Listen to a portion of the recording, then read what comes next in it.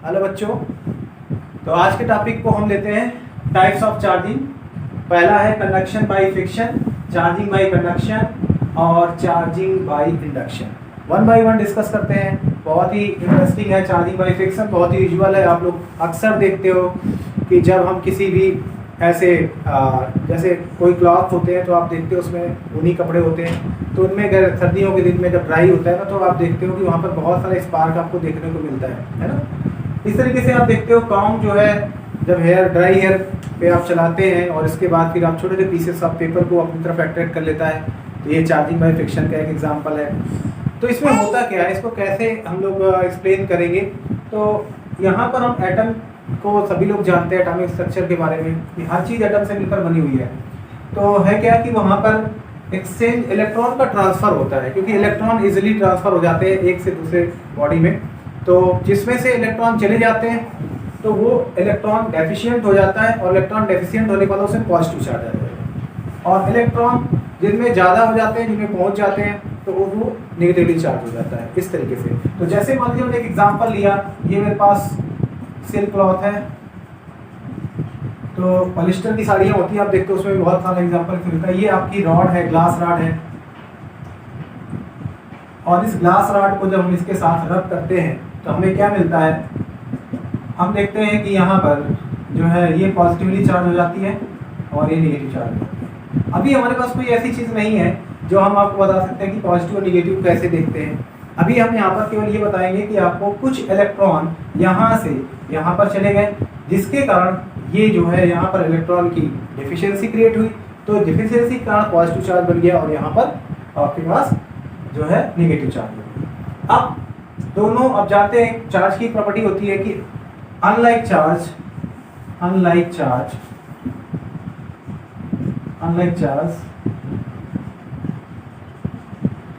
Charges attract each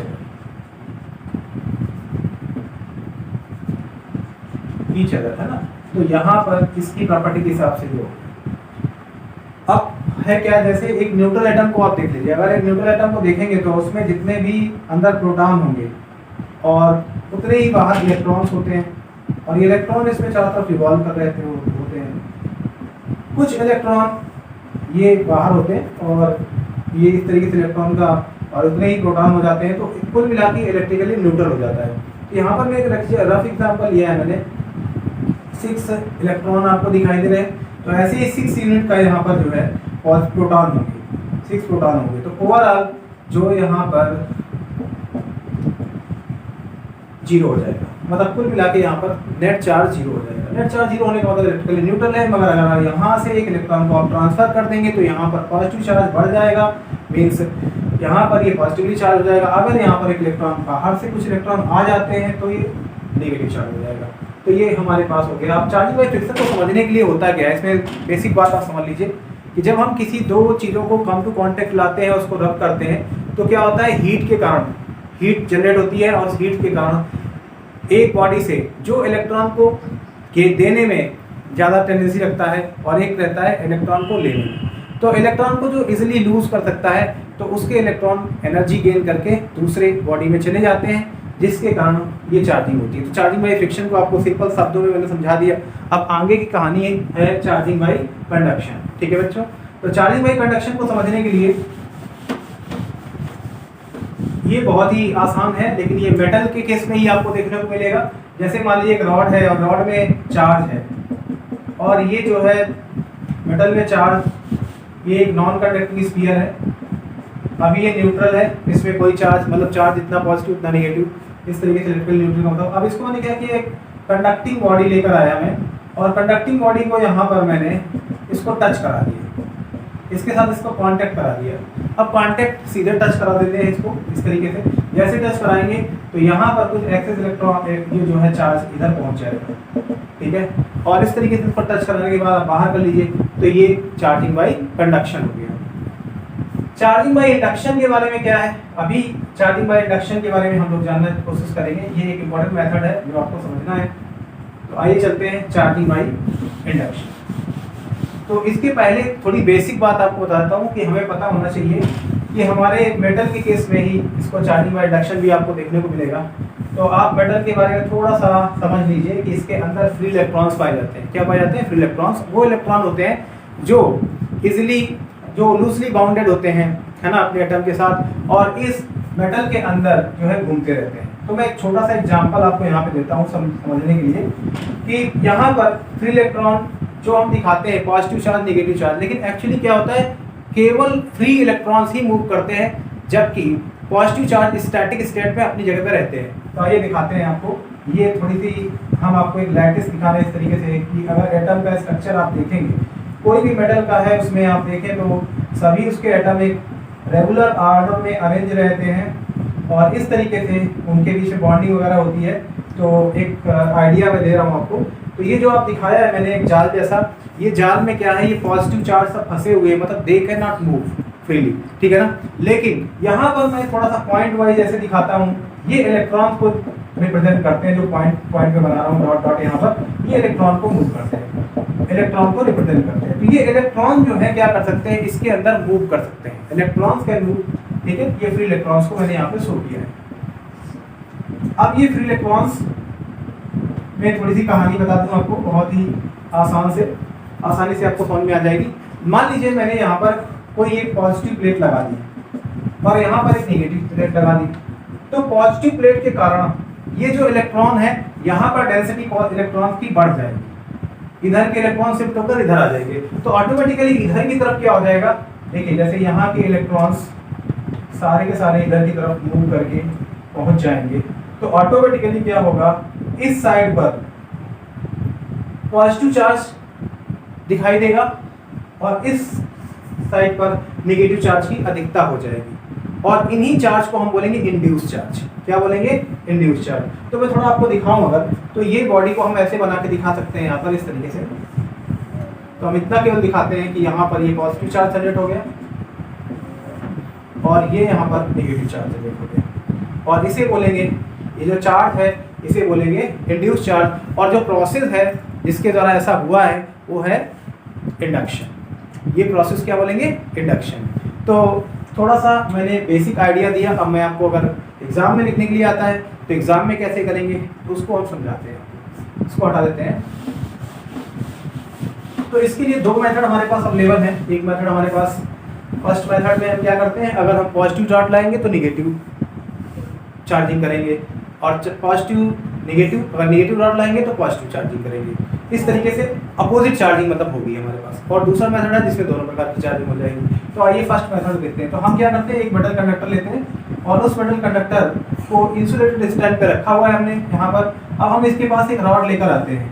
rod, मान लीजिए ये नेगेटिव चार्ज रॉड है हमारे पास, और इस रॉड को जैसे ही नजदीक लाएंगे तो इंडक्शन के कारण होगा क्या, यहाँ पर इस एरिया में ये पॉजिटिव चार्ज आपको दिखेंगे, इंड्यूस चार्ज, और यहाँ पे नेगेटिव चार्ज दिखाई देंगे। सेकेंड स्टेप में जाएंगे। स्टेप फर्स्ट ये हमने कंप्लीट कर लिया। स्टेप सेकेंड में जाएंगे। तो स्टेप सेकेंड में हो क्या रहा है, अभी रॉड को अपनी जगह पे ही रखेंगे, रॉड वहीं पर रहेगी जहां पे हमने रखा था। रॉड की पोजीशन में कोई चेंज नहीं कर रहे हैं, बस हम एक काम कर रहे हैं, यहाँ पर इसको अर्थिंग कर दे रहे हैं।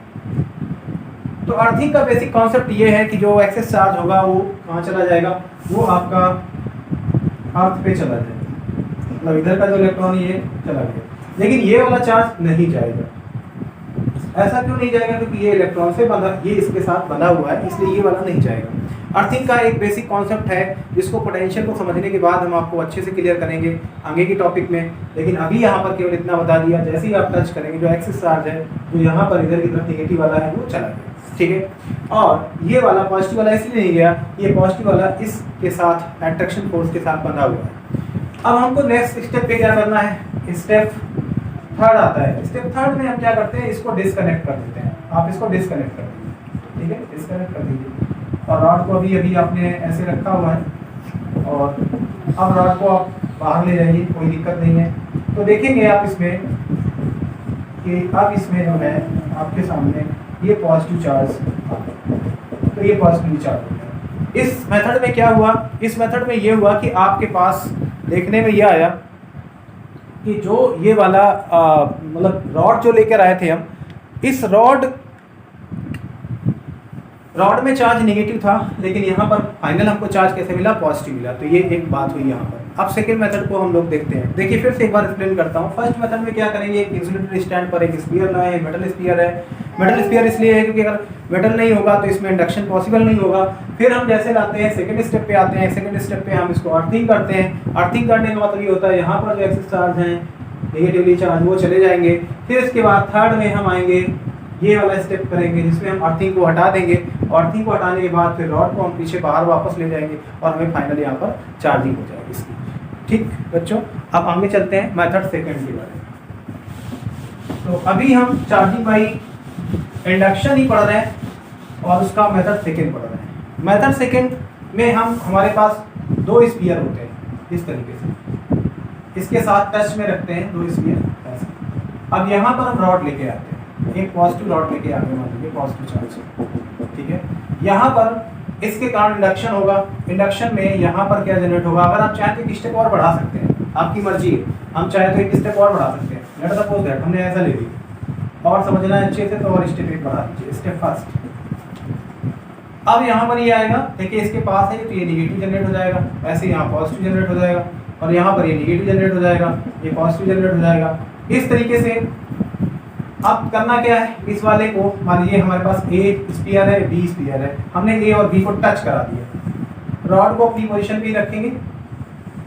जब टच कराएंगे तो आप जानते हैं ये वाला निगेटिव, ये वाला पॉजिटिव न्यूट्रल हो जाएगा और यहाँ पर ये निगेटिव और यहाँ पर ये पॉजिटिव हो जाएगा। ये रॉड है मेरे पास, रॉड अपनी जगह पर उसी तरीके से है।